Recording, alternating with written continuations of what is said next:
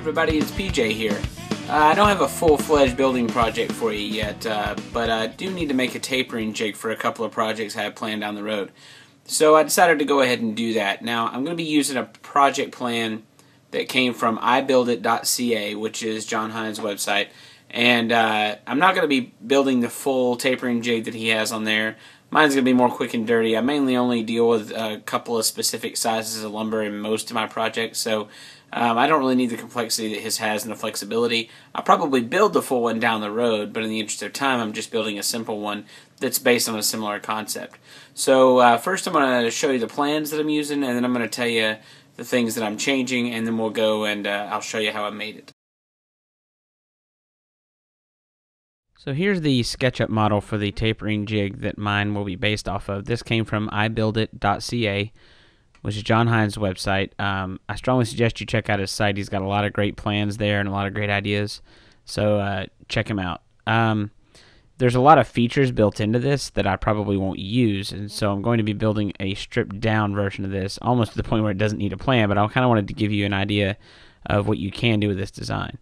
The main thing that is on here that will not be in my plan is by use of these three-way hold downs and the step system, John can handle a wide array of thicknesses in material.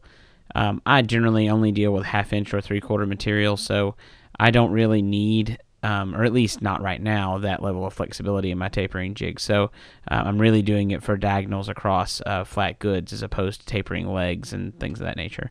And for jointing stock, you can use this setup for jointing stock as well. So, but typically I'm not going to be using much that's above 3/4 of an inch. So I'm going to make this back wall just 1 inch tall, and then I'm going to leave these steps out. And in doing so, I also don't need this three-way hold down here. So these are just going to be straight pieces of plywood with an oversized hole drilled in the middle so that they can cam down on the workpiece.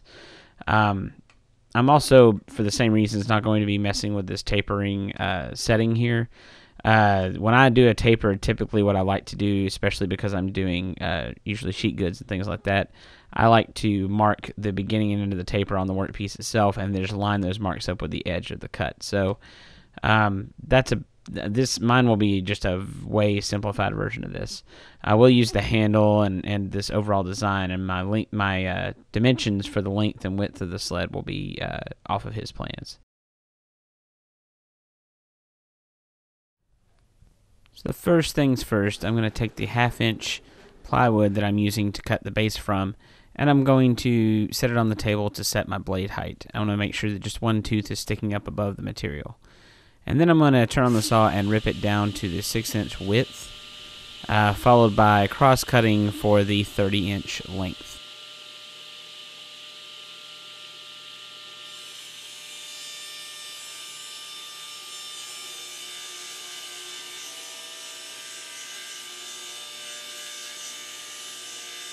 And then, having measured and placed a mark at 30 inches for the length of the sled, I take off the fence on my table saw, put on a miter gauge with a sacrificial fence on it, and cut the sled to length.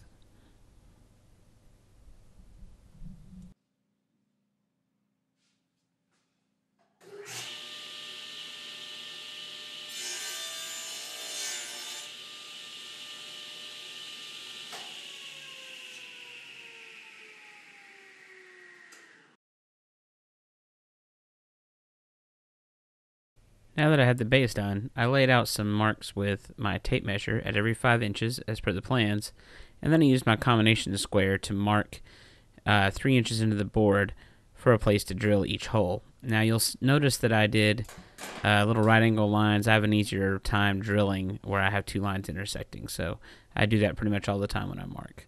So I'm going to take it over to the drill press and drill those holes. I loaded a 1/2 inch Forstner bit into the drill press to create the counter bore for the bolts so that they sit beneath the surface of the wood, and then using the center point that the Forstner bit naturally creates, I'm going to use a 1/4 inch drill bit to drill all the way through the wood in the middle of that hole to receive the 1/4-20 bolts that will go through the base.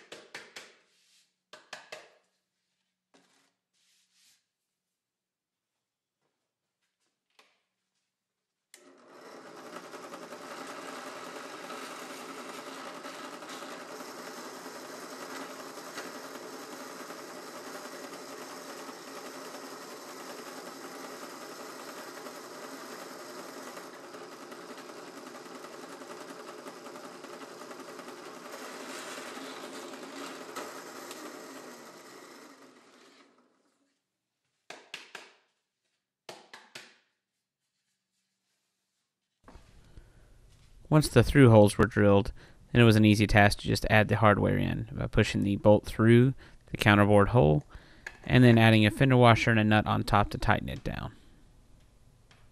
I did this for all 5 holes.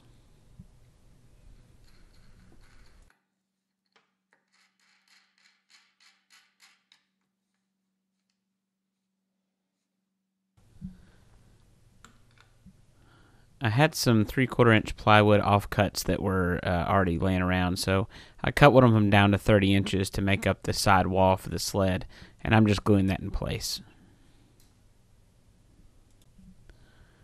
Once we got the glue on, we're going to clamp it up and wait for that to dry. And while we're waiting for it to dry, I'll go ahead and cut the material hold downs that will go down over those bolts out of some 3/4 inch plywood strips.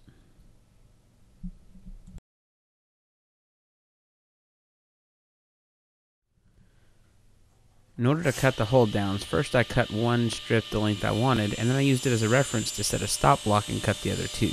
This ensured they were all the right length.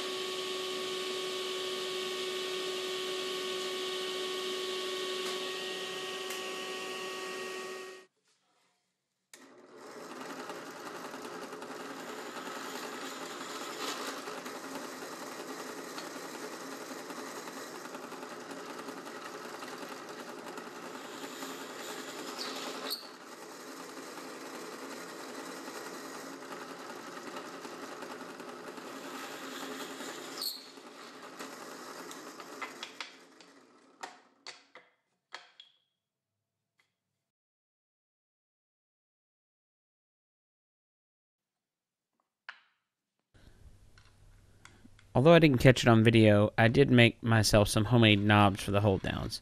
All I did was use a hole saw to cut out some 3/4 inch plywood circles and then drive a nut friction fit into the wheel.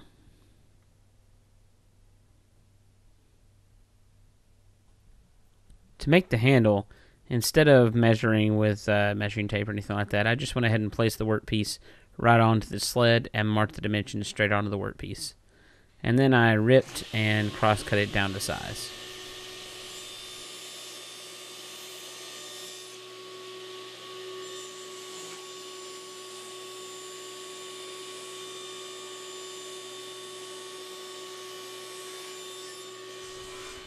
I placed center marks at either end of the workpiece, an inch in from the end, and used a 1-inch Forstner bit to drill a hole completely through. These will be the rounded edges of the space that your fingers go through the handle.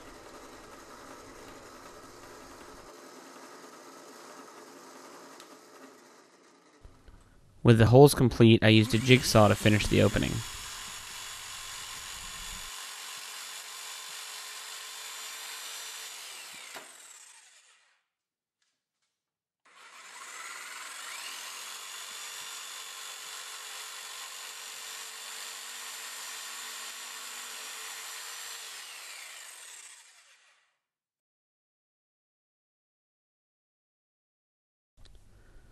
With the handle completed, all I had to do was glue it to the jig. And that completes the jig. If you'd like to see this in action and see exactly what kind of activities you can do with it, check out the link in the description to John's video on his original tapering jig.